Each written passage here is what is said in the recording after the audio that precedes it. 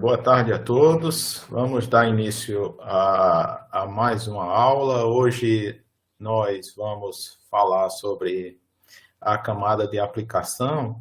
Aí eu vou começar a aula.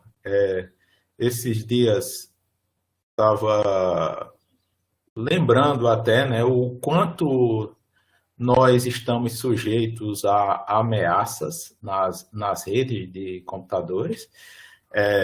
Eu acredito que todos vocês já devem ter visto matérias sobre golpes, né, que eles enganam as pessoas. A gente tem desde os golpes mais comuns que o pessoal usa de engenharia social para obter o token lá do WhatsApp, que permite que você coloque aquela conta do WhatsApp em outro dispositivo, até golpes mais sofisticados, né, que eles chegam a sequestrar organizações inteiras aí com ataques de ransomware, né? Essa semana eu recebi uma mensagem, né, essa aí que está colocada aí, né, e eu estava na versão do meu celular e acabei até clicando, né, e depois eu me dei conta de que poderia ter sido pior, né? O que tinha aí é basicamente uma engenharia social. Quando, às vezes, eu acho que vocês já devem ter recebido muita mensagem, tipo, você vai entrar na sua conta Google e de um dispositivo diferente e vem uma mensagem aí para você, né? Para você confirmar, né? Tipo um alerta de segurança. Então, esse aí é do Mercado Pago, aí, como vocês viram, está movido aí para a pasta de spam. Aí os links já estão desabilitados, né? Mas você tem aí uma coisa que é plausível, né? Você tem uma data, né? O dispositivo, e aqui o não reconhece esse acesso, que é algo que acontece aí normalmente. Quando você está num dispositivo móvel, no celular, né, você não observa muito essa questão de links do endereço da URL completa. Nós vamos tratar aí de URL agora nessa aula de hoje, né? Então, às vezes você é mais provável você cair numa dessas do que se você tivesse numa versão desktop em que normalmente o link ele aparece na barra de endereço abaixo, né?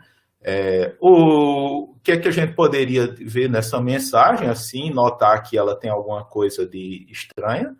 Aqui pelo endereço, aqui está claudia@amplalogistica.com.br. Se fosse realmente alguma coisa do Mercado Pago, ela deveria estar aí com algum domínio do Mercado Pago, né? Então deveria aparecer alguma coisa tipo mercadopago.com.br, alguma coisa do gênero, né? O interessante é que essa daí, como não foi parar na parte de spam, normalmente essas coisas vão parar na parte de spam, algo que já deixa você mais tranquilo, mas essa não foi. Então, o que é que acontece quando você clica lá? O que é que tem de diferente? Quando a gente quando tem um acesso desse tipo, ele não pede nada de confirmação depois. E o que eu vi lá, né, que tinha, era um formulário pedindo e-mail, senha e coisas do gênero.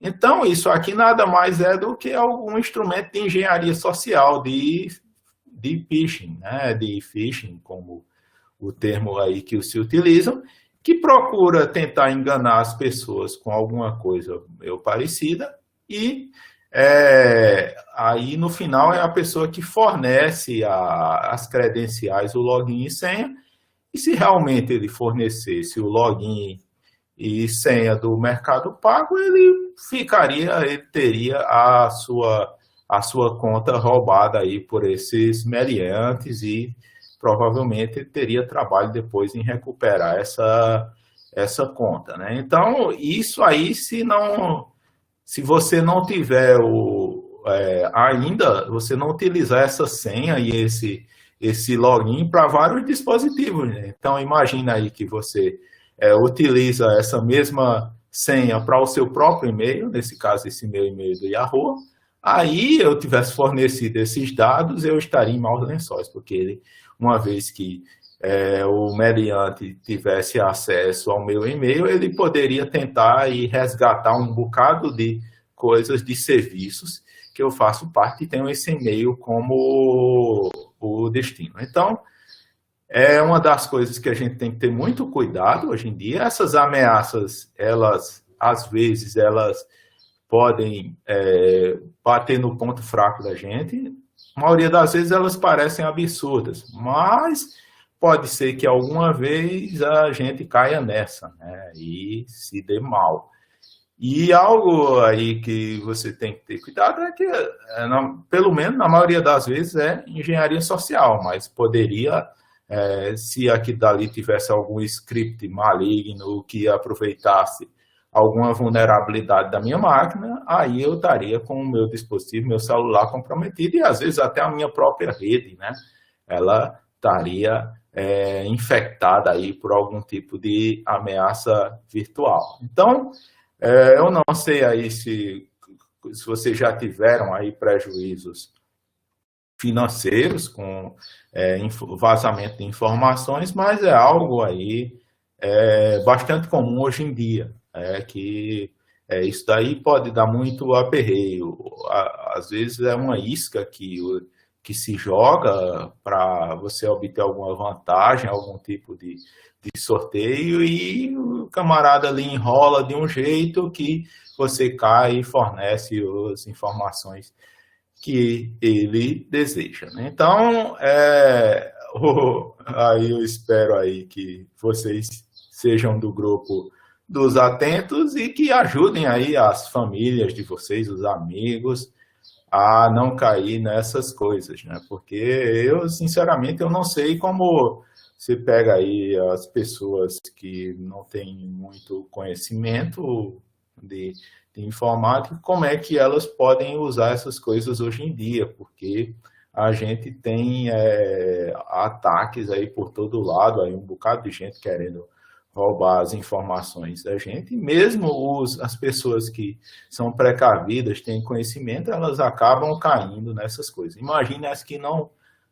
têm, elas podem aí sofrer vários prejuízos, aí, como a gente está vendo com o pessoal rouba o celular, com o celular desbloqueado, as pessoas aí, se está usando, às vezes, no modo GPS do carro, e a partir daí, o celular desbloqueado, ela tem acesso lá à sua vida toda, né? E aí complica, né? Porque pense aí, se realmente, com esses dispositivos todos integrados, as senhas salvas na nuvem, os backups e tudo mais, realmente é algo que pode lhe trazer muitos transtornos.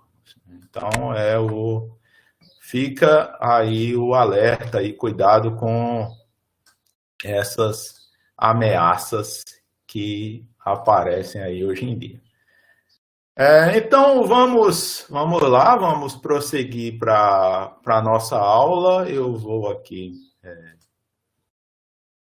tirar o compartilhamento da webcam para aumentar a área aqui disponível para visualização. Isso aqui nós começamos na aula passada. Nós concluímos aquela visão geral das redes de computadores. Então, eu mostrei para vocês os backbones de rede, né, como elas estão interligadas, como vocês poderiam acompanhar o panorama das redes através de diagramas que nós vemos os enlaces, os roteadores, os dispositivos, os comutadores e assim por diante. Acompanhar também o tráfego em tempo real, para a gente ter uma ideia. E aí, né, depois a gente tratou, aí foi para a parte da camada de aplicação. Então, é algo que eu gosto de frisar isso daí com uma certa frequência, né? Mas deixa eu ver aqui, no modelo de referência que a gente está usando, né?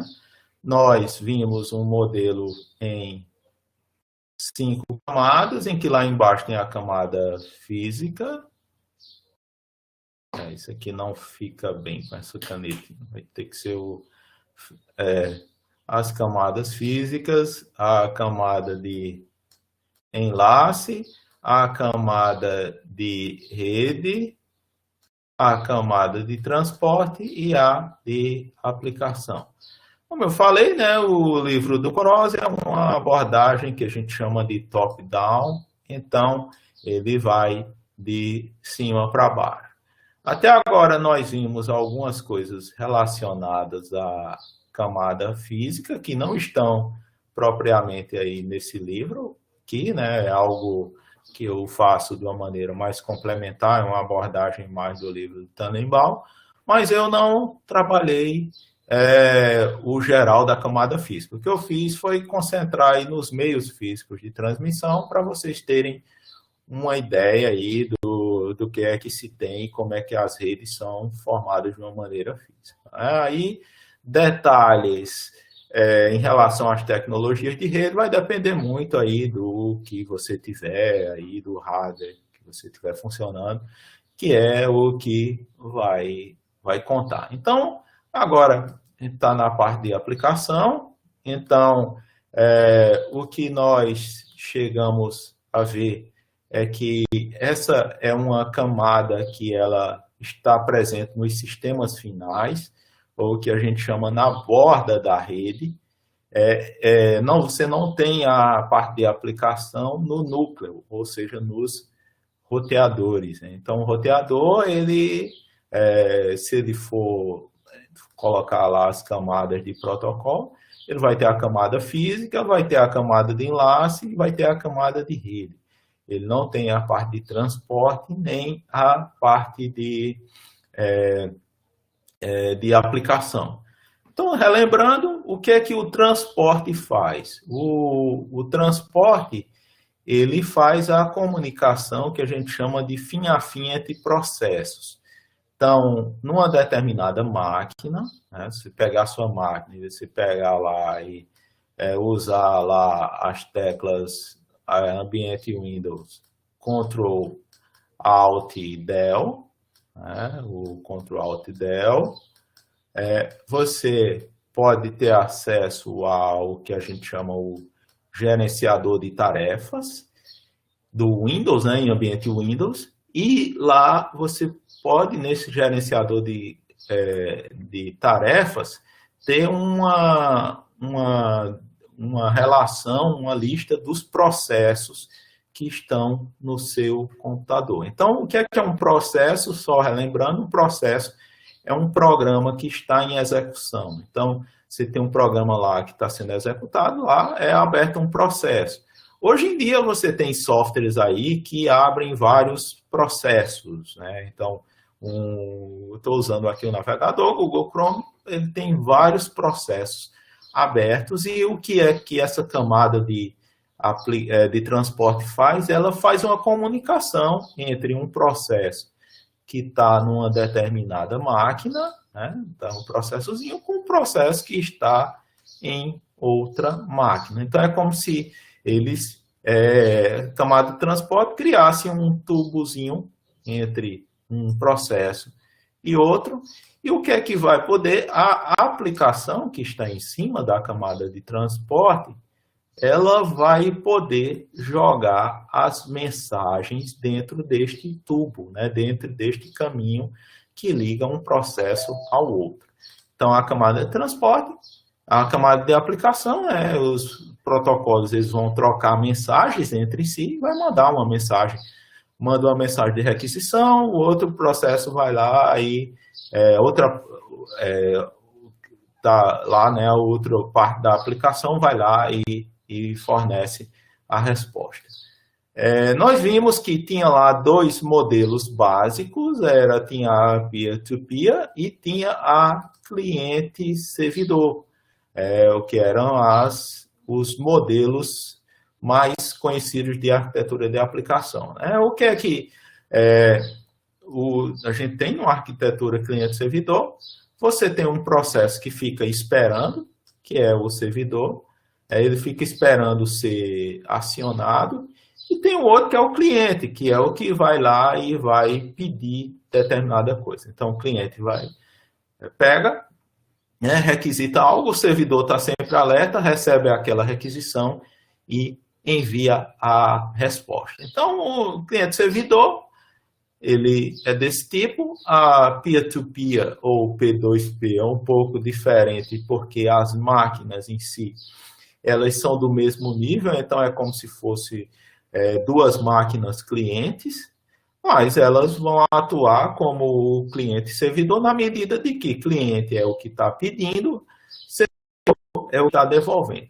Qual a diferença aqui? É que elas são basicamente iguais, por isso que a gente chama de pares, né? Então, numa arquitetura dessa, a máquina ela não precisa estar sempre ligada, como você tem um servidor usual, né? Então, pega um servidor,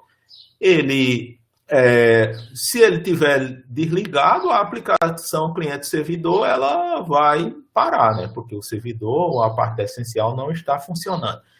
Aí o que é que se faz para evitar isso, né? Numa arquitetura P2P, você vai ter que, de alguma forma, fazer com que as informações elas sejam replicadas através de uma rede. Porque se você tem alguma coisa que não está ligada, outra coisa que não está ligada, você tem que pegar aquilo dali de algum lugar para poder fazer com que a coisa funcione. Então, tem alguns exemplos disso. Cliente-servidor é a maioria das aplicações que vocês conhecem. Essa aqui que a gente está usando é uma aplicação cliente-servidor. Vou pegar, temos máquinas clientes, estão atuando como cliente, outras como servidor, né? E aqui, P2P, teria aqueles sistemas lá eu não sei se ainda funciona, como é que funciona isso hoje em dia, os programas como o BitTorrent, que se usa para baixar arquivos, principalmente vídeo, né, que estão espalhados aí pela rede, né? Então, são esses dois conceitos, né? Então, não quer dizer que não se utilize. Eu citei aqui o exemplo do torrent, e ele é muito usado para distribuição ilegal de arquivos, né? Pirataria. Mas não quer dizer que isso daqui só sirva para isso, não. Pode ser utilizado para distribuição de um software legítimo.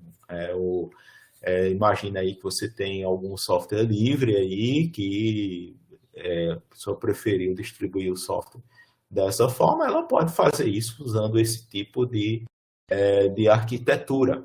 E tem ainda as arquiteturas híbridas, que misturam um pouco das duas, o cliente-servidor e o peer-to-peer. Acontece em casos como um Skype, um programa desse de mensagem, que você se comunica com o servidor para obter a lista de contatos lá, mas a comunicação entre os usuários ela é feita diretamente entre os pares, como a gente teria aqui. Então, a gente chama isso de arquitetura híbrida, né? Então, tem aqui o exemplo, né? Um servidor sendo acessado por vários clientes, e aqui a gente tem os pares se comunicando numa arquitetura peer-to-peer.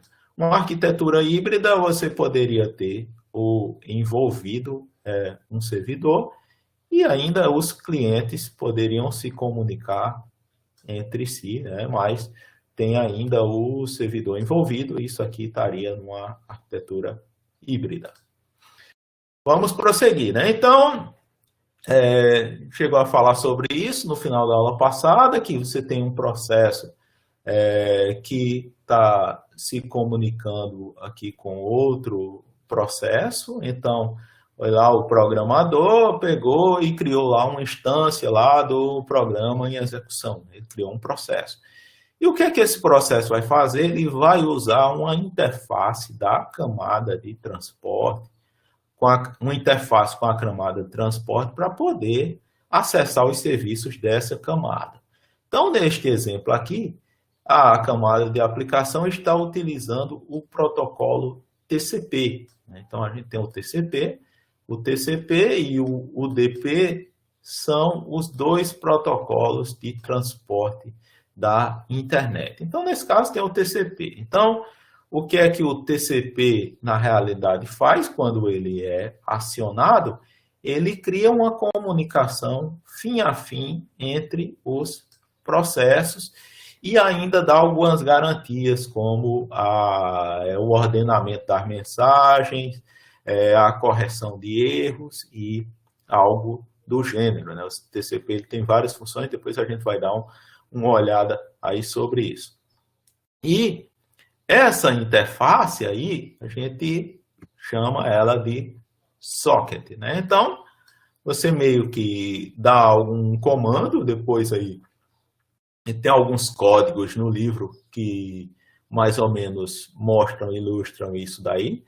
Você pega e vai lá e utiliza aí uma biblioteca, né? E cria lá um socket lá com determinados parâmetros. Então, isso aí vai fazer o quê? Vai criar uma interface com a camada de transporte e você vai ter aí a sua conexão fim a fim entre processos.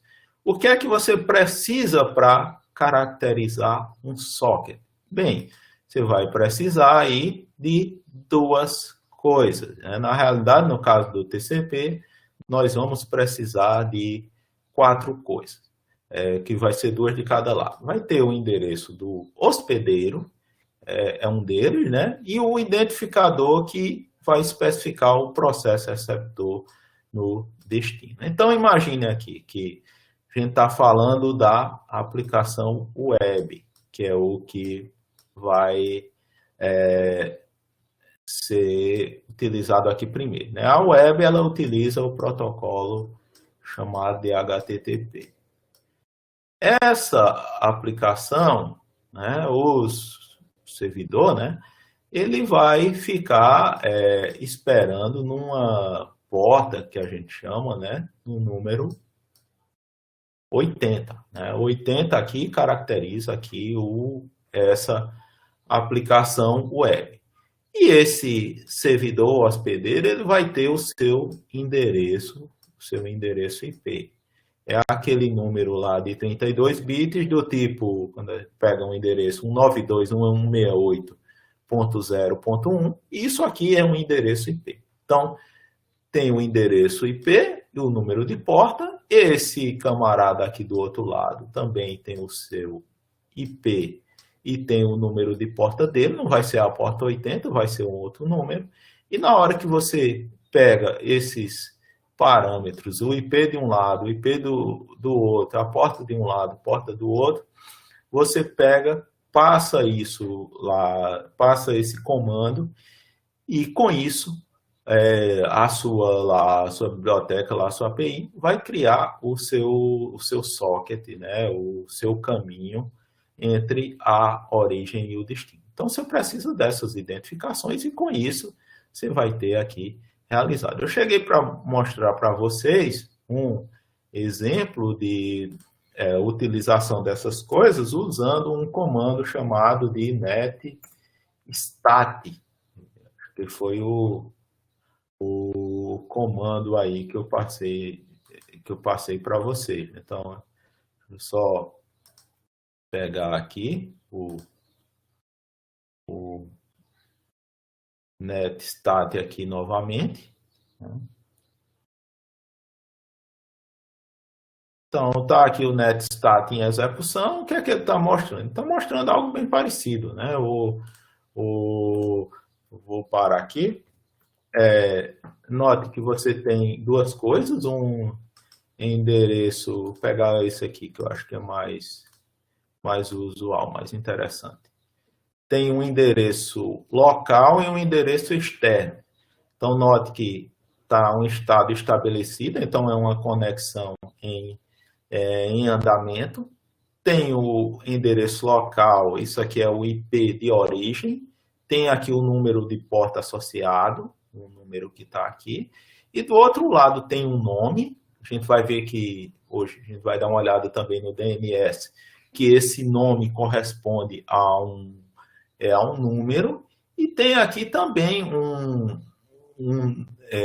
nome aqui, HTTPS, que é um apelido também para um número desse aqui. Então, também, depois a gente pode olhar os números de portas aí reservadas. Aqui tem um exemplo, HTTP, note aqui, essa daqui de baixo, a HTTP, essa daqui é a porta 80, que é utilizada. A porta 80 ele coloca o nomezinho HTTP. Então, você tem um endereço, número de porta na origem, um endereço e um número de porta no destino, que com isso, como se nós tivéssemos um caminho estabelecido entre os dois lados da aplicação. Então, isso está sendo feito aqui. Então, vamos prosseguir, a gente precisa disso, e tem aí os requisitos aí que normalmente se procura atender. Então, se procura atender os serviços que a camada de transporte disponibiliza.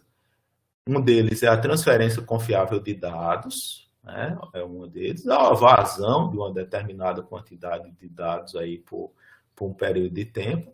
Temporização, se aquelas coisas vão chegar num tempo pré-determinado ou não. E tem a parte de segurança também, que pode ser feito aí na camada de transporte, que pode ser feito isso. Então, aqui, como eu falei para vocês, tem dois protocolos que fazem isso na internet, o TCP e o UDP. O UDP é o mais simples de todos, ele não vai disponibilizar a maior parte desses requisitos. Então, se a gente for pensar aqui, tudo o que não tolera perdas, então imagina aí que você vai fazer um download de um arquivo e que aquele download ocorreu algum tipo de erro e perdeu algum tipo de dado. Que dali seu arquivo vai ficar corrompido e não vai dar certo. Então, não é uma transferência de arquivo, não é algo que tolera perdas. Então, nesse caso aí, a gente vai usar o TCP, porque o TCP vai garantir isso. Quando os requisitos aí de perdas eles já não são tão significativos e o que for mais essencial seja a questão da rapidez, aí a gente vai no UDP. Então, é algo que o compromisso. Atualmente, as redes melhoraram bastante e, na maioria dos casos, você só utiliza o TCP. Raros, aí ainda se utiliza no DNS, o UDP, mas estava tendo algum movimento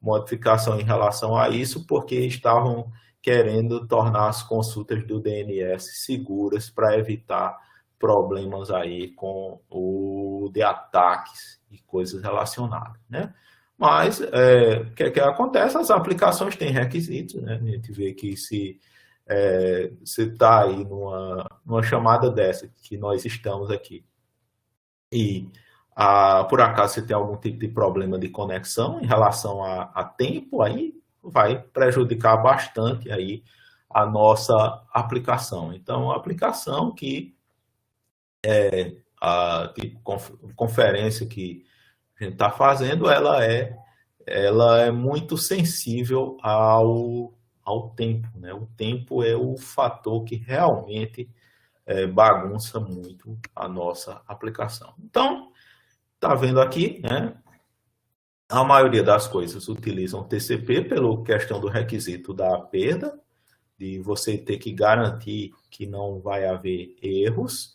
E aí algumas, né, como mais essa parte ligada à multimídia em tempo real, nós podemos usar o UDP ou o TCP.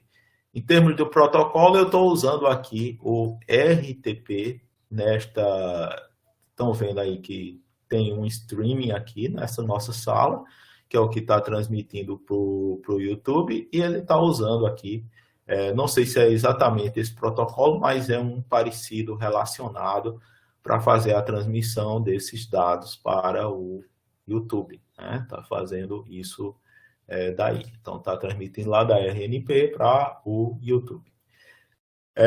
Bem, então o que é que vai ter num protocolo de aplicação? Vai ter os tipos de mensagens que vão ser trocadas, vai ter a sintaxe, como é que eu organizo os campos, né? Como é que eles vão começar, se vai terminar com um caractere de quebra de linha, como é que tem que fazer isso, né? Qual é o tamanho de bits e bytes que tem isso. A semântica dos campos, é o significado da informação que tem cada um, e as regras, né, para determinar quando e como um processo envia mensagens e responde a mensagem. Então, tudo isso aqui vai estar num protocolo de camada de aplicação, e um bocado desses protocolos que estão abertos, eles estão descritos em documentos que vocês podem verificar através da internet. Então, aqui, né, eu citei, eu tenho aqui alguns. Vamos pegar e dar uma olhada aqui neste aqui que está aqui, né? É um tipo de documentação bem comum que tem na internet. Então, vai fazer o quê? Você vai procurar por documentos desse aqui, do tipo RFC. Então, tem o RFC do HTTP que eu coloquei, né? Esse primeiro protocolo que a gente está vendo. Então, tem aqui alguns RFCs relacionados, né? Então, você pode ir lá, apareceu o 2616, e pode pegar lá e você verifica que aqui tem toda a documentação referente ao protocolo HTTP versão 1.1.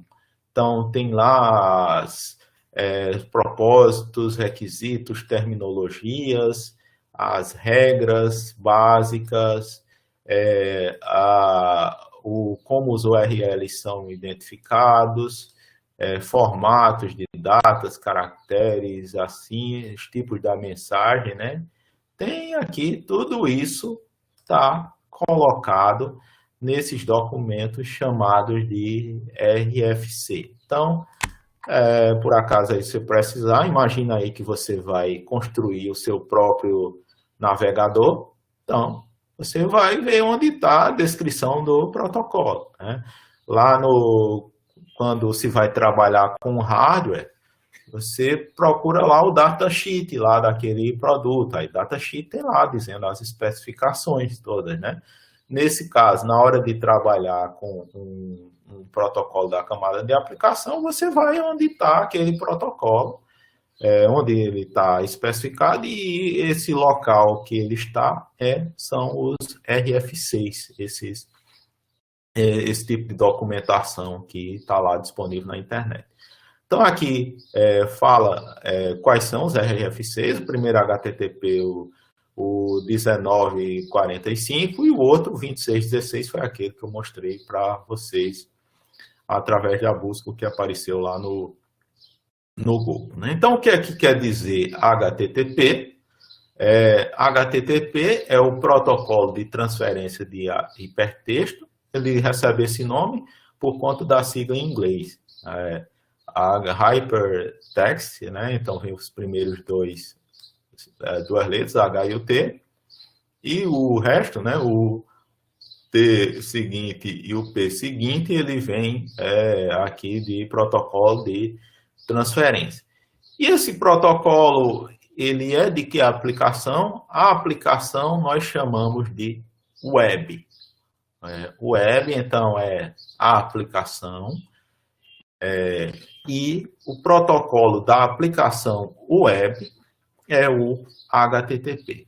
E como é que o HTTP funciona? Ele é executado por dois programas. Vai ter um programa que fica de um lado, é o programa chamado de cliente, e o programa do outro lado, que é o programa chamado, que está lá no servidor. Então,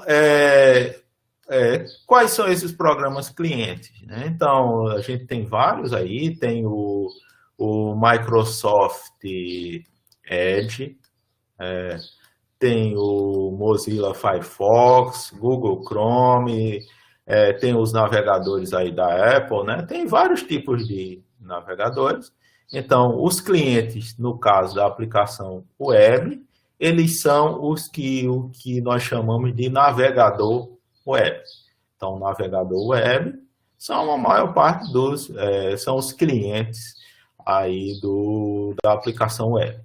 E o que é que tem lá no servidor? Bem, aí o servidor vai depender, tem o famoso Apache, é um deles, é um servidor aí que foi feito inicialmente aí, de código software livre, né, código aberto aí para ambientes Linux e Unix, e deve ter outros aí, né? Deve ter um bocado de servidores web, vai depender aí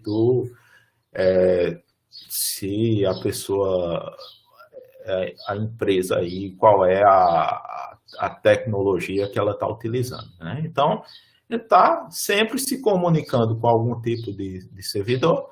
E onde é que se sabe qual servidor é? Às vezes, quando dá algum problema, dá um erro, às vezes você vê aquela mensagem lá, o Apache não respondeu a tempo, não sei o que, aparece alguma mensagem aí desse tipo. Então, a gente precisa desses dois tipos de programa. Então, primeiro vem o conceito de uma página web. Então, uma página web ela é constituída de objetos. Então, o que é um objeto? É um arquivo que você pode acessar com um único URL. Então, o URL é a abreviação de localização de recursos uniforme, que nada mais do que um endereço.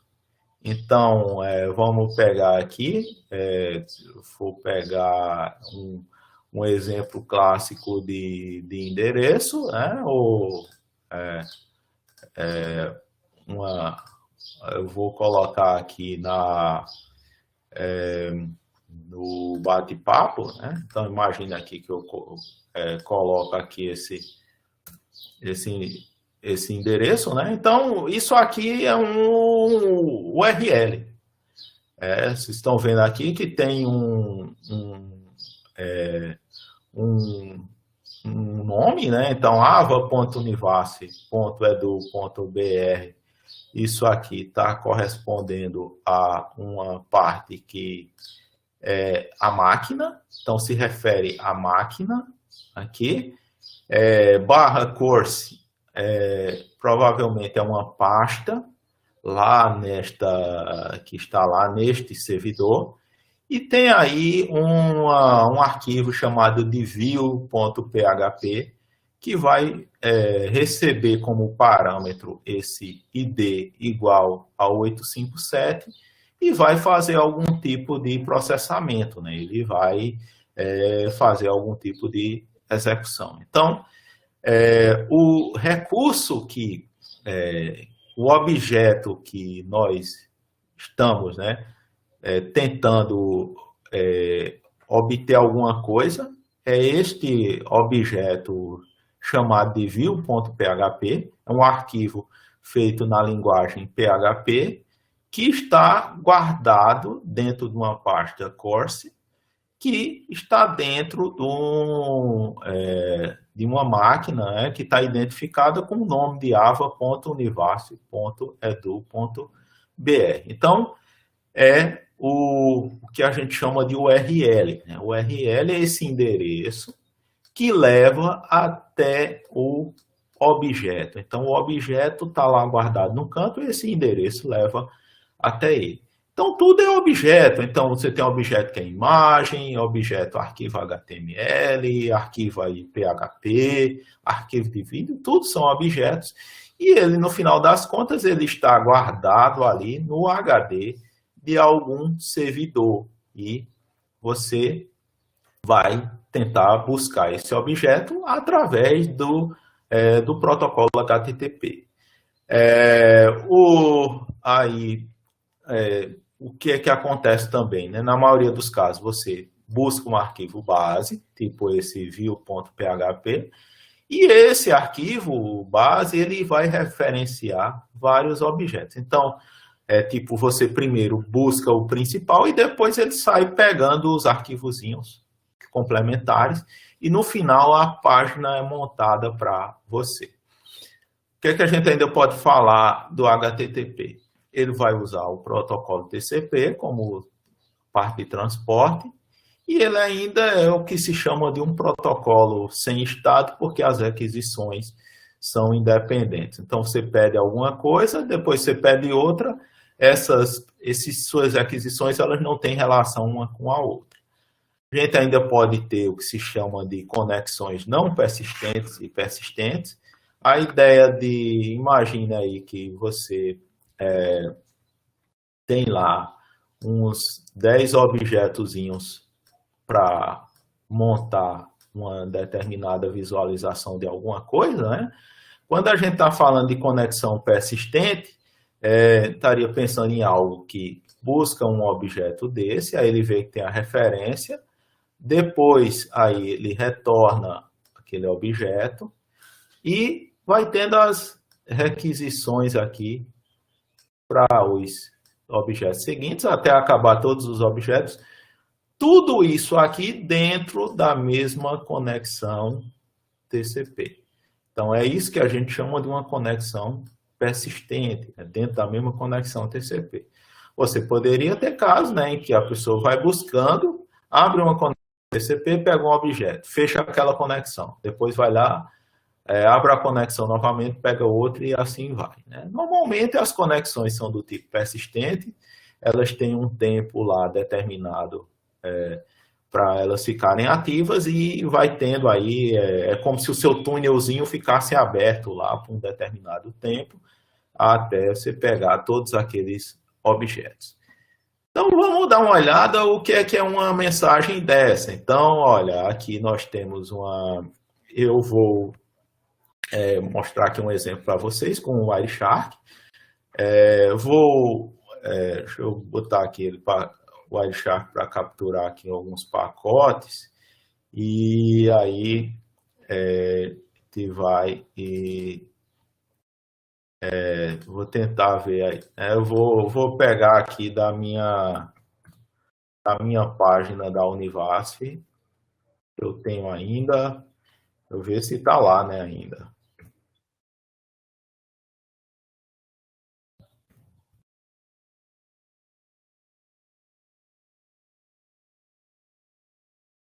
Então, o que é que eu tentei aqui, né? Eu fiz o carregamento aqui dessa página, que é a página aí que eu utilizava, né? Então, é uma página que está hospedada lá na Univasf. Aqui eu ainda não uso versões seguras, utilizo o protocolo HTTP. E eu usei aqui o Wireshark para capturar aqui alguns pacotes, né? Então, eu vou...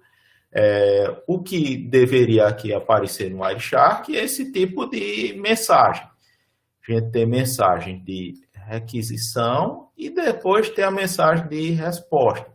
O que é que deve ter aí? Deve ter coisa suficiente para eu montar aquela página do jeito que ela está colocada. Então, vamos dar uma olhada agora lá no Wireshark para ver se eu consigo localizar os pacotezinhos que foram capturados, né? Então, quando eu chego aqui no Wireshark, vocês vão ver um monte de pacotes. Eu tinha mandado ele capturar, né? Aí, normalmente, a gente faz o quê? a gente faz uso de filtros. Então, eu vou adicionar aqui um filtro, HTTP.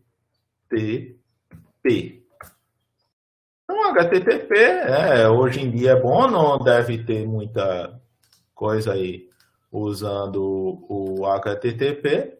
Chega aqui exatamente a minha requisição, né? Então, note que tem aqui mensagem do tipo GET, aqui, e que vamos dar uma olhadinha o que é que essa mensagem tem, né? Então, eu venho nessa parte aqui de baixo e observe que o que ele tem aqui, né?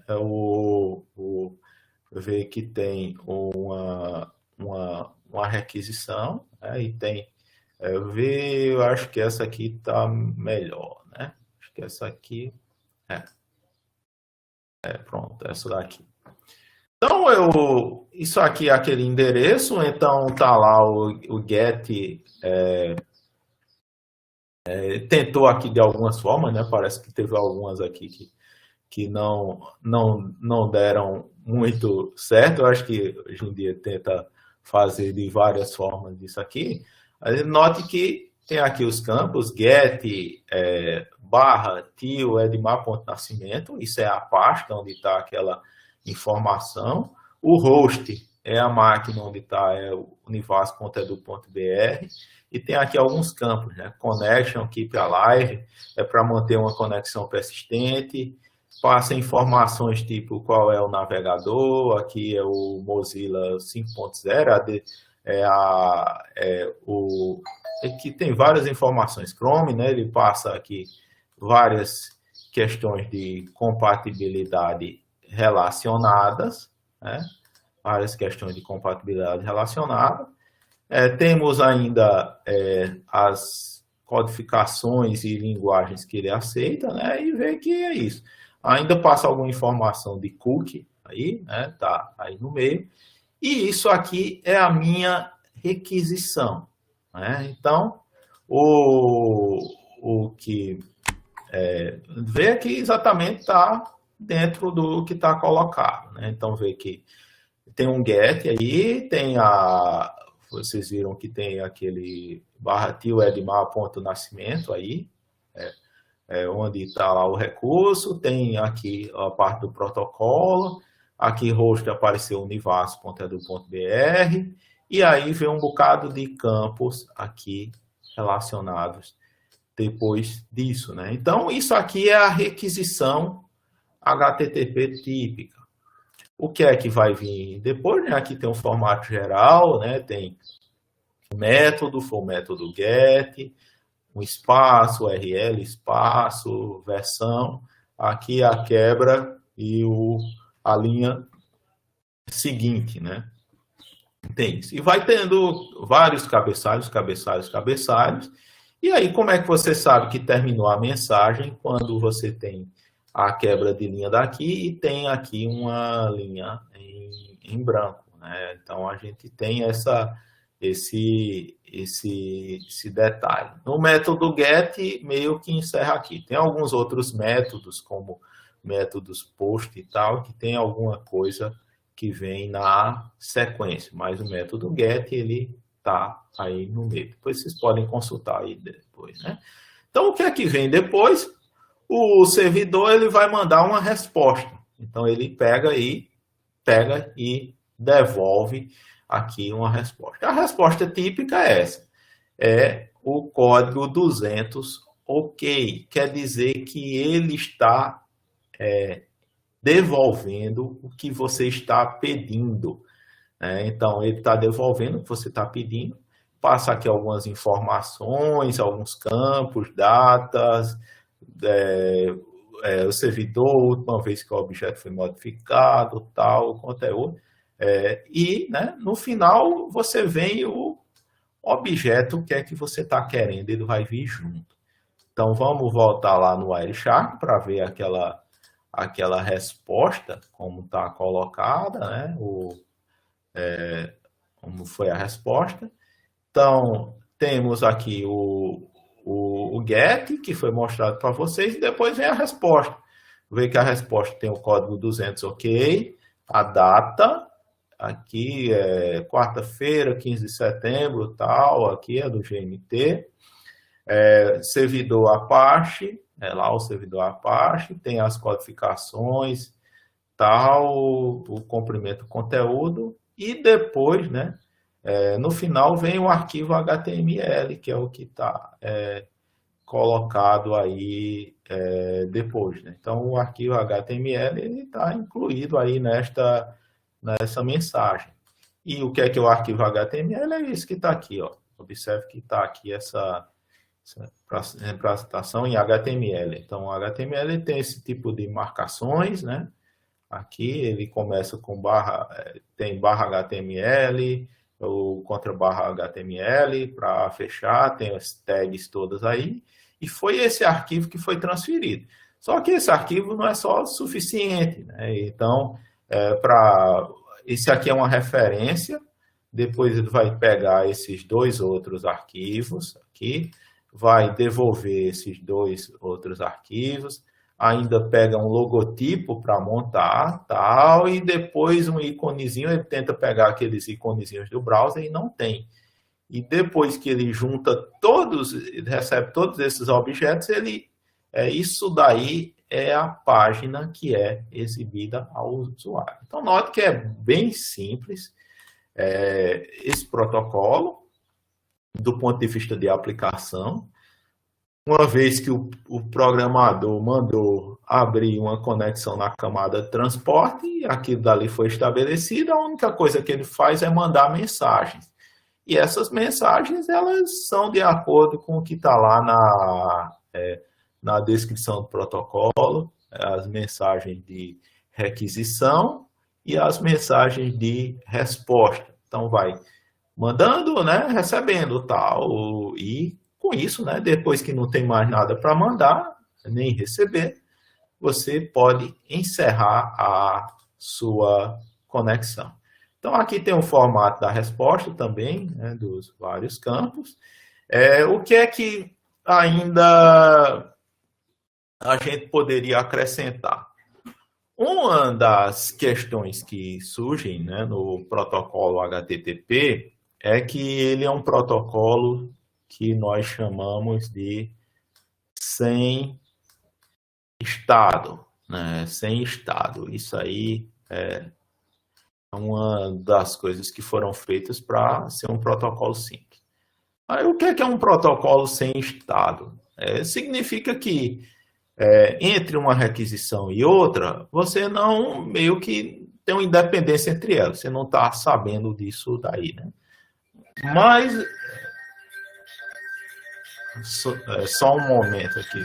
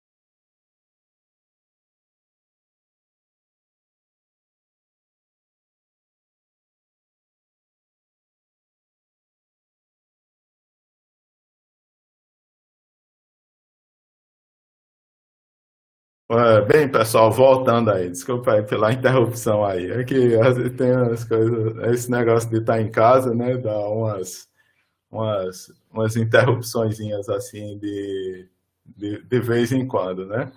Mas o que é que nós estamos, né? Essa questão aí sem Estado. Então você pega você chega, eu acesso um site, depois acesso novamente, faço uma busca. Como é que ele sabe que eu estive lá ali já alguma vez, né? Então, uma das alternativas para você manter o estado, ou seja, você rastrear alguém, como se saber que aquela pessoa já frequentou aquilo dali, é através do uso de cookies, né? O que a gente tem esses cookiezinhos, né? Eles são alternativas, são um tipo de um arquivo aí que fica registrado lá na máquina, que meio que você faz tem como vincular você a alguma coisa. Então, vamos pegar aqui um exemplo, né? Eu fiz uma pesquisa aí por um determinado livro aí no site da Amazon, né? Então, vamos pegar aqui um exemplo clássico aí, os e-mails, né? Você pega esses e-mails aí gratuitos, webmail, e você faz uma busca aí de alguma coisa, procura um sapato, daqui a pouco você vê um bocado de publicidade ali referente a isso, né? Provavelmente, o que é que foi feito ali? Você gravou informações na sua máquina referentes àquela consulta que você fez, e na hora que você vai acessar outra coisa, aquelas referências, aqueles objetos que estão gravados na sua máquina, elas vão pegar e ser enviadas, né, lá para o usuário. Então, aqui tem algumas coisas, aqui, tipo o que é que tem numa tecnologia de cookie, né? Deixa eu ver aqui que tem uma figurinha aqui que fica melhor, né? Então, vamos pegar aqui o caso de deixa eu ver aqui qual é a primeira requisição. Nós temos um cliente e temos aqui um determinado servidor, né, que ele tem lá alguns cookies na sua máquina. Então, no cookie lá, na máquina dele, por enquanto, aqui na primeira requisição, só tem a referência ao eBay, né, o caso aqui do eBay. E o que é que ele está fazendo? Ele está acessando o site lá da Amazon. Então, no momento, ele não tem aqui nenhum cookie aqui referente à Amazon, mas aqui ele vai fazer a primeira requisição, o servidor ele vai pegar e vai passar uma instrução para se fazer o registro, né, de um cookie referente àquele acesso. Então, o que é que ele faz? Você vai ter um número que está associando àquele usuário, e até aí tudo bem, né? Esse número aqui ele não quer dizer nada. Mas lá no servidor, o que é que ele pode fazer? Ele pode associar este número com o usuário que se autenticou. Então, muitas vezes você fez esse acesso lá, se logou de alguma forma, né? Botou o seu login e senha, e com isso, né, você usou o login e senha, e a partir daí, que dali está registrado no banco de dados. E quando você for aí fazer uma requisição outra vez, aquela informação já vai junto, que tem aquele cookie dali, e o servidor ele pode fazer a consulta lá no banco de dados e dar uma resposta personalizada em relação àquilo que você mais quer, né? Então, imagina aí que você está procurando livros aí de ficção científica, de alguma forma, né? Você da primeira vez você procurou alguns títulos aí, depois ele pode fazer o quê? Já lhe dar uma resposta personalizada de acordo com aqueles seus interesses. Então é algo que se faz muito hoje em dia e que meio que para você fugir dessa onda de publicidade, o mais adequado às vezes é você ir para um modo de navegação anônima, porque você não está usando estes cookies de rastreamento desta forma como estão colocados, né? Isso, o modo anônimo, não é que você está anônimo na internet, isso aí não é verdade, mas ele está mais relacionado a isso aí, que você não vai ter, você está num modo que está longe desses cookies de rastreamento que tanto podem ajudar, mas às vezes perturba demais, né? Às vezes é legal você receber uma publicidade direcionada, mas às vezes vira um inferno, porque depois você só fica vendo aquilo. Aquilo dali, no final das contas, o camarada até pode fazer você comprar aquilo que você estava meio em dúvida. Prosseguindo, o que é que a gente tem mais? Além de cookie, muita coisa na internet, ela está em caches. Então, toda vez que você requisita um objeto, né, você faz uma requisição, você recebe a resposta, aquilo dali pode ficar armazenado na sua máquina e pode ainda estar armazenado, o que a gente chama em servidores proxy. Então, muitas vezes você não sabe se aquilo que você pediu veio do servidor lá de origem ou veio lá de um servidor proxy que poderia estar no seu provedor. Então, seu provedor ele pode estar agilizando as coisas, ele pode ter uma cópia daquelas informações lá guardada de forma a agilizar. Isso aqui, esse tipo de proxy, de cache, ele acontece muito com sistemas feitos Netflix.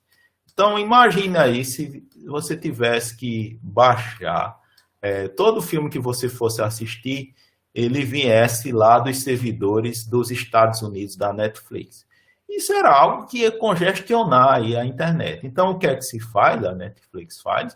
Ela distribui a informação dela, cópias, por vários servidores proxies, e esses servidores eles estão localizados nos provedores de internet. Então, o camarada que é cliente lá da JR Telecom, ele não vai, ele vai assistir o filme dele na Netflix, mas provavelmente o filme não está saindo do HD lá dos Estados Unidos, ele está saindo do HD lá de um servidor mais perto de você para fazer com que a experiência do usuário seja melhor. Então, é algo muito importante essa questão dos caches web hoje em dia. O que o cache faz é guardar uma cópia da informação. A gente tem ainda outros protocolos aí que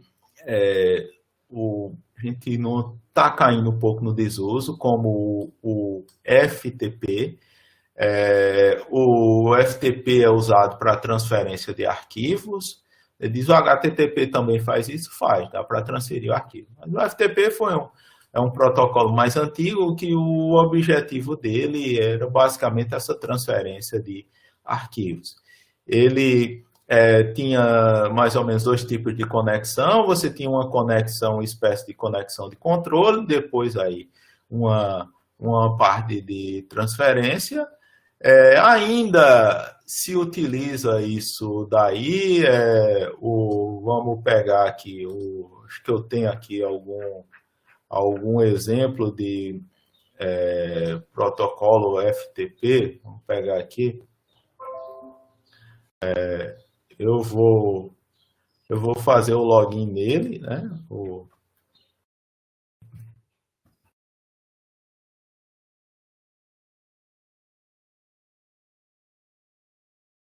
Aqui, mostrar para vocês, né? Então, eu estou usando aqui um cliente FTP.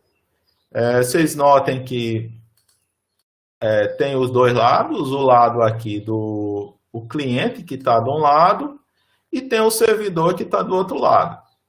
Então, o que esse protocolo faz é você pode transferir as coisas de um lado para o outro. Então, tem dois tipos de conexão. Você tem uma conexão aqui de controle, que vai permitir que eu navegue lá pelas pastas, faça o login no sistema e tudo demais. E vai ter uma outra conexão, que é com a porta 20, que ela é usada para transferência de dados. Então, toda vez que eu arrasto um arquivozinho de um lado para o outro, eu estou usando esta conexão na porta 20 para poder fazer esse tipo de transferência.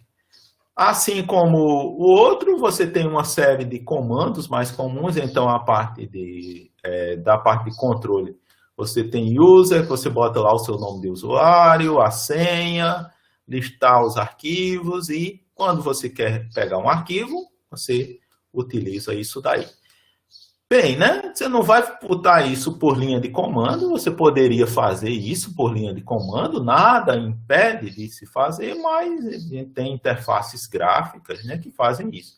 E a interface gráfica que incorpora esses comandos é aquela janelinha lá que eu mostrei para vocês, né, o que a gente chama um cliente de FTP aí que pode fazer isso. Esse protocolo aí tem alguns problemas nos dias atuais, porque ele não é seguro, ele não é criptografado, então se alguém estiver escutando a rede, vai poder capturar as senhas aí e coisas que estão trafegando através dessas conexões, né? Então, tem um outro que é seguro, que faz mais ou menos a mesma coisa, que é o SSH. Mas engraçado é que na Univasf aí, ainda o que reside desse bichinho desabilitar esse SSH e é o FTP mesmo aí, o que é não seguro, né? Então é algo que ainda tem por lá. Nós ainda temos o correio eletrônico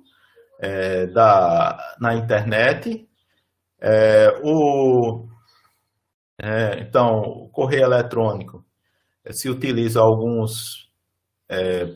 um protocolo chamado de SMTP, tem outros, né? Mas o que é que tem no correio eletrônico? Você tem um agente usuário, tem um servidor de correio e tem vários servidores de correio por aí, né? Então, essa é a visão que você tem de um sistema uma aplicação de correio eletrônico. Pega alguém, vai lá, escreve o seu e-mail, aquilo dali, ele tem um servidor de correio associado, aquele servidor de correio manda para outro servidor de correio, e ali, né, tem os agentes de usuário associados àquele servidor de correio. Então, se a gente for pegar as analogias, um webmail é um exemplo de agente de usuário. Um Outlook Express, aí guia algum programa que você use, também está aí.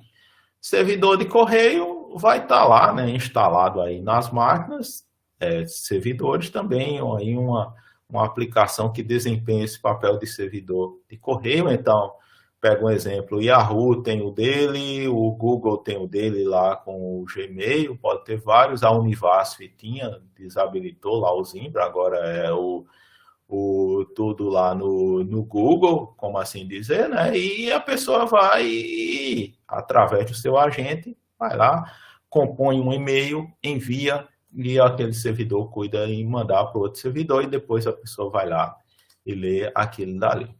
Então, aqui a gente tem o fluxo usual, né? A Alice quer enviar uma mensagem para a Bob, então ela vai lá, usa lá o agente dela para compor a mensagem, e aquele agente manda a mensagem lá para o servidor de correio dela, que envia para o servidor do correio do Bob, e lá o servidor do correio do Bob envia para o agente do Bob, né? Esse daí. O que é que está faltando aqui ainda tem aqui como uma mensagem SMTP típica, né? Bem simples. Tem from, de onde vem, para quem vai, o assunto e depois você escreve a mensagem. Como aqui o correio eletrônico é algo bem antigo, as mensagens eram escritas ainda em ASCII, né? O que gera às vezes alguns problemas, porque ASCII você tem uma quantidade de bits pequena, e hoje em dia você tem esquemas de codificação mais modernos que abrangem aí vários alfabetos existentes pelo mundo. Então você converte as coisas para ASCII e aí tem uma codificação usada que pode ser que às vezes essa codificação o pessoal não usa o mesmo código para fazer, e você pode ter às vezes alguma visualização estranha, né? Por conta desse legado. A porta lá, que essa aplicação fica ligada é na porta 25, pode ver isso, né? E aí, né, o que acontece? O SMTP manda a mensagem de um lugar para o outro. O que acontece em geral, né? O SMTP, ele é um protocolo que você envia. Só que muitas vezes o que acontece? A mensagem vai ficar lá, né, no servidor, e isso daqui, o agente que vai receber a mensagem, ele às vezes está desligado, né? Você vai pegar, né? Ele não está online aqui o tempo todo.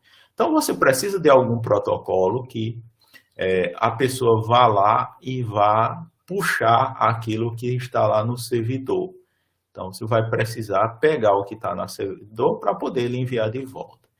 Então, os protocolos, o SMTP, ele vai nesse sentido. Se você quiser ir nesse sentido do cliente aqui para o servidor, aí a gente vai ter que usar algum outro protocolo. Então, antigamente se utilizava muito o POP3, que o POP3 era aquele lá da época da internet de escada, que a pessoa ia lá e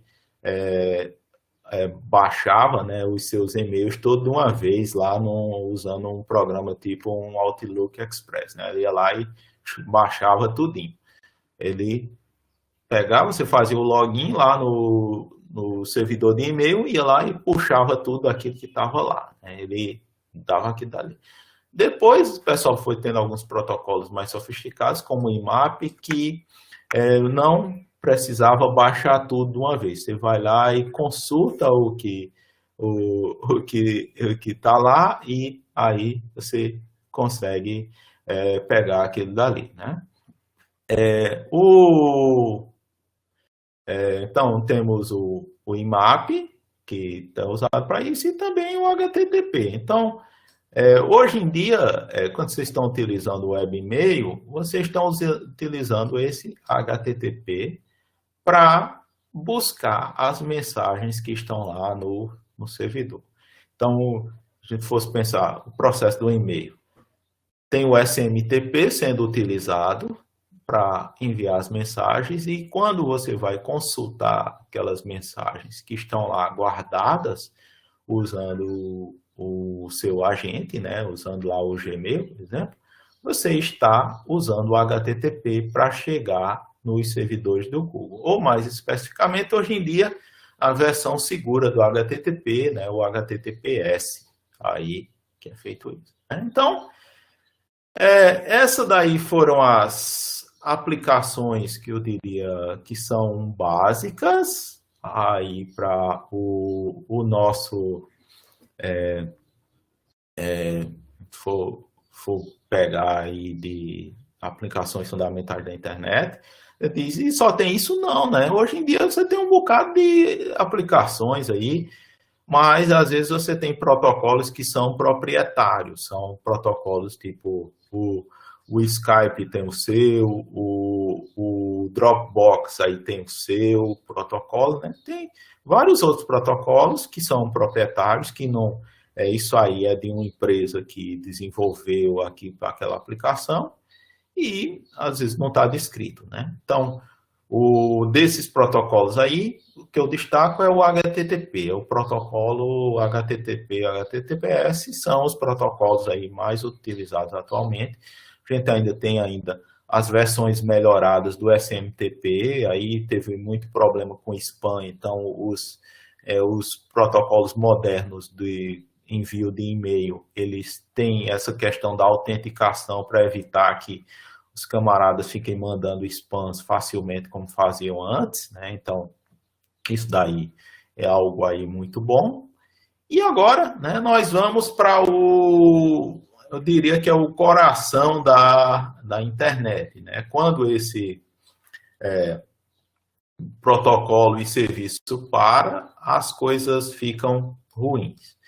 Então, nós vimos até agora, né, que lá na hora de você estabelecer lá o socket, a sua conexão, você precisava lá de uma coisa chamada de o IP, o endereço IP. Então, tem dois IPs. Tem o IP de origem, o seu, e tem o IP do destino, que é o local que você quer. Aí você diz, e como é que eu sei o IP, né? Em geral, você tem o nome. Então, eu boto lá um nome tipo www.univas.edu.br. Isso aqui é um nome. Aí eu disse, como é que eu traduzo este nome num endereço, num número? Bem, quem faz isso é o DNS. Então, o DNS, você tem duas coisas. Você tem um protocolo aí, propriamente dito, né, com um conjunto de regras, e tem também um serviço, uma base de dados que está distribuída aí pelo mundo. Então, uma das principais funções do DNS vai ser o quê? Vai ser traduzir nomes de hospedeiros para endereços IP. Então, o que é que vai ser o DNS? Ele vai ser um banco de dados distribuídos, executado por hierarquia de servidores, vai ter vários servidores espalhados pelo mundo, e ele também é um protocolo de camada de aplicação, que vai permitir que os hospedeiros consultem um banco de dados distribuído. Então, o que é que vai acontecer? Na hora que você vai precisar ter um nome para buscar o IP, você vai usar o protocolo do DNS, que vai permitir que você consiga obter esse endereço. E ele vai ser também, né, um banco de dados aí que está espalhado pelo mundo, que vai permitir aí que você consiga fazer essas consultas. Então, além disso, né, ele vai ter várias outras funções, ele vai poder dar apelidos de hospedeiros. Então, lembre, você tem uns nomes bem complicados. Você pega aqui, vamos pegar aqui um caso do Yahoo, né? O Yahoo, ele tem lá o Yahoo, Gmail, né? Na hora que você está fazendo você bota mail.google.com, ele vai ver que aparecem uns nomes bem grandes depois, às vezes embaixo aí nas barrinhas. Isso daqui é o DNS. O DNS pega um nome simples, que é mail.google.com, e está associando a nomes mais complicados. Então, você tem apelidos aí. Ele pode dar apelido também para servidor de correio, pode usar a distribuição de carga, isso aqui é uma função muito importante. Você diz, google.com é uma máquina só, né? google.com. Mas ele nunca vai ser uma máquina só, porque nenhuma máquina só no mundo consegue lidar com tantas requisições ao mesmo tempo. Então, na hora que você procura google.com, o DNS, o que é que ele vai fazer? Ele vai permitir com que você possa distribuir para várias maquinazinhas, que essas máquinas, sim, é que vão lidar com cada um dos usuários, né? Então, uma das coisas que a gente tem, nenhum servidor isolado ele vai ter todos os mapeamentos para todos os hospedeiros da internet, não tem como aí ter, né? A hierarquia ela é formada normalmente desse tipo. Você tem servidores raiz, depois você tem a parte de servidores que chamam de TLD, Top Level Domain, servidores de nível alto, né? Então, pega aqui quem cuida do .com, quem cuida do .com.br, do gov.br aqui do Brasil, né? E aí, depois você tem aqui servidores com autoridade para um domínio específico. Então, pega para o Yahoo, para a Amazon, para a Univasf e assim por diante. Então, você tem uma hierarquia desses níveis aí. Os que estão lá em cima, eles estão basicamente concentrados lá nos Estados Unidos, ainda tem alguns aí na Europa e na parte aí do Japão, né? E como é que é uma consulta em geral?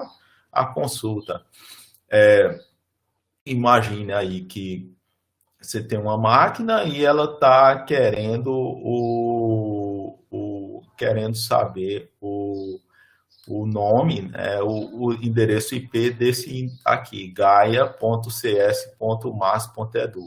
Isso aqui é na Universidade de Massachusetts e tem algum que está lá na cis.poly.edu que está requisitando. Então, ele vai fazer a requisição ao seu servidor DNS local, a maquinazinha que está lá nas suas configurações, e aí, né, a consulta pode transcorrer dessa maneira. Primeiro, feita a consulta para o Raiz, um daqueles poucos espalhados pelo mundo. O Raiz ele não vai lhe dar a resposta direta, mas ele pode o quê? Lhe passar o endereço de segundo nível que pode ter aquela informação. Então, ele pega e passa o TLD a gente poderia pensar de alguma coisa .edu, que cuida daquilo dali. Então, esse lá do .edu, ele pega e lhe passa alguma informação. Só que aquela informação ainda não é a resposta final. Aí a resposta final, ela vai vir quando o local ele fizer a pergunta para o que está do terceiro nível. Aí esse sim, ele conhece as suas máquinas e ele vai ter essa informação. Então, note que aqui foi feita uma consulta aos 3 níveis. Primeiro foi o nível superior, depois aqui o de segundo nível e depois aqui com autoridade aqui para esse domínio. Bem, né? Isso daqui seria uma consulta usual, mas na internet você tem sempre alguém que pode ter guardado aquela informação em cache e aí, ao invés de passar por esse trâmite todo, se por acaso essa informação ela já estiver gravada aqui, né? Imagina que está aqui, ele não tem sentido ele fazer a pergunta para todo mundo, ele vai e devolve aqui de uma vez. Então, muitas vezes acontece isso. A gente chama de uma resposta sem autoridade. A gente faz isso, né? Uma resposta que vem através do uso de cache. A gente ainda tem uma outra possibilidade, as consultas do tipo recursiva. Essa aqui foi uma consulta do tipo interativa, que foi feita, né? O protocolo do DNS permite essa consulta recursiva, que a recursiva você meio que vai passando a responsabilidade da consulta e depois ela é passada de volta. É uma consulta um pouco mais complexa porque vai ter que permanecer um estado definido. Normalmente as consultas são feitas desse tipo como está colocado aqui, né? E se a informação tiver em cache, ele vai lá e retorna a informação rapidinho. Aqui está o tipo do registro do DNS, como está as perguntas e as respostas, né? E o que a gente tem é basicamente isso. Então, o que é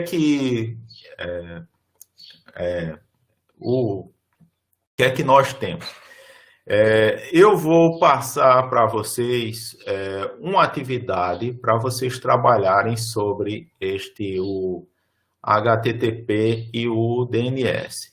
Que atividade é essa, né? Essa atividade, ela é um guiazinho que tem lá no livro do Kurose, né? Que você pratica esses protocolos, o HTTP e o DNS, usando o Wireshark e também esse prompt de comando que eu demonstrei aqui para vocês, né? Isso daqui, né? esse prompt de comando. O cara diz, pô, o quê, né? Vem que isso aqui é meio chato aqui, eu explicando aí essas coisas, né? E realmente aqui tiver que aprender alguma coisa disso aí, vocês vão aprender fazendo essa atividade. Eu vou dar uns ajustes aí em relação ao que está lá e vou passar isso para vocês, porque tem algumas coisas dessas que não estão funcionando. Então, você tem um guia de coisas para fazer, só que as coisas mudaram muito nesses últimos anos, né? E vocês vão ver que tem umas coisas que não vão funcionar, dessas coisas que pede lá nesse guia e que provavelmente ou vocês vão ter que improvisar ou vão ter que usar aí os pacotes que ele já capturou. Então, eu acredito que daqui para sexta-feira eu vou finalizar isso aí direitinho e vou colocar como atividade para vocês. Vai estar lá tudo no AVA e vai estar explicado aí para vocês, que vocês vão ter que fazer. Vai ser essa parte referente, essa parte de aplicação, aí, o que vocês vão ter que fazer, né? E aí eu vou colocar também algo referente à primeira parte que nós vimos, a parte dos meios de transmissão e aquela parte de introdução das redes. A gente vai fazendo essas atividades na medida do possível, com os recursos tecnológicos existentes, né? E aí complementa aí nos estudos. Aí o quórum aí já reduziu bastante em relação ao que estava aqui no início da aula. Mas aí, né, eu devo estar colocando aí no AVA isso daí. Então, para quem tiver mais interesse aí nesses assuntos, nesses protocolos de aplicação, eu peço que deem uma lida lá no livro, fala sobre isso, né? Para quem gosta disso aí, né, tem umas atividades de programação relacionada. Deixa eu ver aqui se tem alguma coisa aqui no final. A parte de programação com sockets, tem usando o DP, usando TCP, que aí você pode pegar e tentar criar aplicações que utilizem isso daí, tem toda a lógica dessa questão envolvida, né? Se você quiser criar o seu próprio navegador, quiser criar o seu próprio servidor, o próprio cliente de e-mail, pode fazer, né? Não é nada aí muito complicado de fazer, porque você está usando as APIs existentes, a interface, aí, o TCP, e isso daí fica algo simples de se fazer. Mas eu não vou abordar isso daqui na disciplina. O meu objetivo dessa disciplina de redes é mais dar uma visão geral para vocês. E a atividade que eu vou passar para vocês referentes ao que a gente veio hoje é relativo a esse guia que tem lá no livro do Cross, né, sobre o HTTP e o DNS. Então, eu vou colocar lá direitinho, né, como falei para vocês, o que é que vocês vão ter que fazer. Até essa sexta-feira eu coloco e aí vocês fazem, né? Qualquer coisa aí, depois podem me perguntar algo aí sobre isso. Então, tem aí alguém tem alguma consideração sobre o que foi visto hoje? Alguma dúvida? Coisa do gênero? Eu não sei se tá aí, tem semana de prova aí envolvida aí no meio, né? Aí as coisas vão ficando mais complicadas, né? Mas assim mesmo, né? Vai ter essa atividade, né? E espero aí que eles possam aprender alguma coisa com ela. Então, pessoal, então a gente pode encerrar por hoje a aula. E aí, né, qualquer coisa aí podem me procurar. Então, até a próxima quarta-feira e eu vou disponibilizar essas atividades aí para vocês o mais breve possível.